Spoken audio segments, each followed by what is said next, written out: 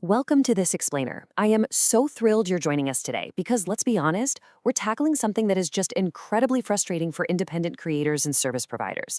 Today, we're breaking down a really fascinating structural framework designed to give solopreneurs a concrete, five-step path to scale their income. And here is the absolute best part. We're talking about doing this without adding a single extra hour to your work week. If you've ever felt like your income is fundamentally trapped by that clock on the wall, you are in exactly the right place. Okay, let's dive into this reality check. Think about this for a second. According to the U.S. Census Bureau and Small Business Administration, one-person firms make up a massive 82% of all American businesses. But get this, they bring in a tiny 3% sliver of all business receipts. To put that into perspective, that breaks down to the average solo firm making roughly $59,000 a year. So what does this actually mean? Well, it proves a pretty harsh reality. Simply grinding and working incredibly hard, it just doesn't automatically create wealth. There is a very real structural barrier at play here. To really ground this problem, I want to introduce you to a guy named Theo. Theo is a web designer. He's fully booked, everybody recommends him, and on paper, he looks incredibly successful. But every Sunday night, he's sitting there doing the math, and the math is telling him he's completely stuck. You see, he charges by the hour, and he has basically sold every single hour he has left to give. He hasn't built a scalable business. He's built a very nice cage.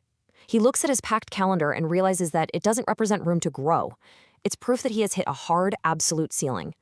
I mean, what happens when he gets sick, or honestly, just gets tired? Luckily, there is a clear roadmap out of this trap.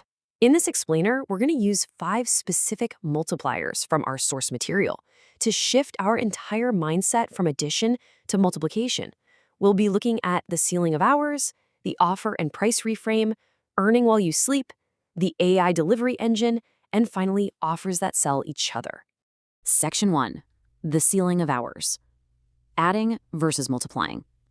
To really grasp the ceiling, we have to look at what we'll call the plane versus the peak. According to Goldman Sachs data on the creator economy, only about 4% of creators earn 6 figures, while more than half make under $15,000 a year.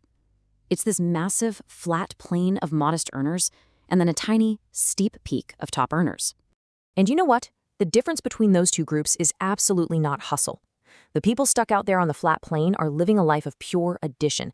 They just keep adding more clients, more hours, more days, and more hustle, until they inevitably slam right into the wall of their own calendar. But the people up on that tiny peak, they're multiplying. They are actively using structure to create leverage. Multiplication simply means finding systems that grow without costing you another precious hour of your life. Moving right along to Section 2, offer and price reframe, selling outcomes. You see, the fundamental issue with selling your time is that getting faster and better at your job actually punishes your competence. If you price by the hour, every efficiency you gain actively costs you money because the job takes less time. Your income and your competence are actually fighting each other. And this brilliantly illustrates the real solution here. You have to shift from selling a slice of your life to selling a concrete business result. By relentlessly asking the question, so that what? Our web designer, Theo, completely transformed his vague, hourly web design offer into a tangible outcome. He stopped selling hours and instead started selling something he called the full week booking page, which was designed specifically to fill a dog groomer's empty Tuesdays.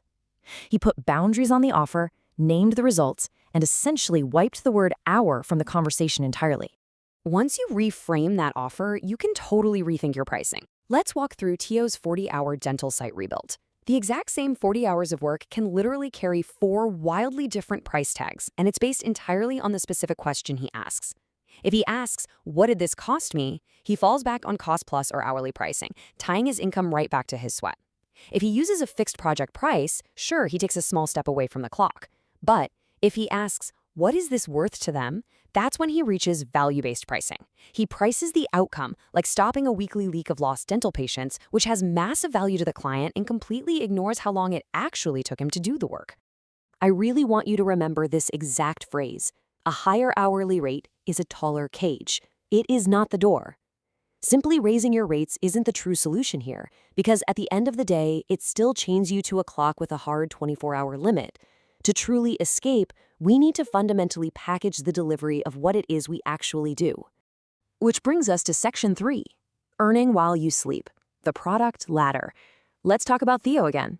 He was getting incredibly frustrated because he found himself manually rebuilding the exact same website navigation menu 19 separate times for 19 different clients. His income inherently required him to physically be there at the keyboard. So let's dispel a major myth right now. That effortless, sitting on the beach lifestyle, it's kind of a fantasy. When we talk about passive income or earning while you sleep, it really just means earning without your presence at the actual moment of sale. It absolutely does not mean it's effortless to build. It takes a ton of heavy, upfront, fully awake labor. But the ultimate payoff is that it unchains your income from the clock. It allows you to earn over and over again for work you only did once. And here is exactly how you do it, using a sliding scale called the product ladder. You don't just magically leap straight into selling a digital course. First, Theo transitioned from a pure service of custom hourly quotes into a productized service. This was a fixed scope, flat price package where all the big decisions were made just once.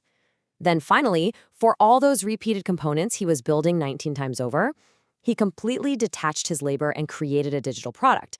It became a reusable template that clients could buy and install without Theo ever even being in the room. All right, Section 4, the AI delivery engine, automating fulfillment. Now we hit the next wall. When a product actually scales successfully, the sheer volume of delivery, onboarding, and support emails usually drowns the solo operator. And the very first temptation is to hire someone. But the second you do that, you completely eat up that hard-won margin you just created, turning your beautifully scalable product right back into a traditional payroll business.